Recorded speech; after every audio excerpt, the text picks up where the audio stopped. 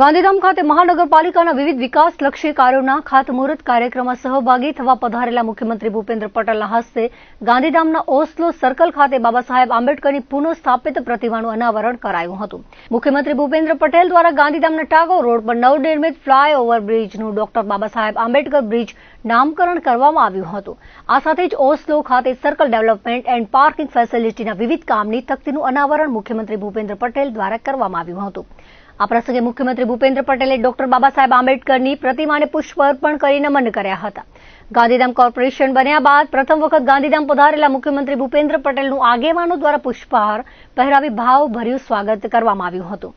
આ પ્રસંગે ઉચ્ચ અને તાંત્રિક શિક્ષણ રાજ્ય કક્ષા મંત્રી ત્રિકમભાઈ છાંગા, સાંસદ વિનોદ ચાવડા, જિલ્લા પંચાયતના પ્રમુખ જનકસિંહ જાડેજા, અગ્રણી દેવજીભાઈ વરચંદ, ગાંધીધામ ધારાસભ્ય માલતીબેન મહેશ્વરી, રાપર ધારાસભ્ય વિરેન્દ્રસિંહ જાડેજા સહિત પદાધિકારીઓએ આંબેડકરની પ્રતિમાને નમન કર્યા હતા.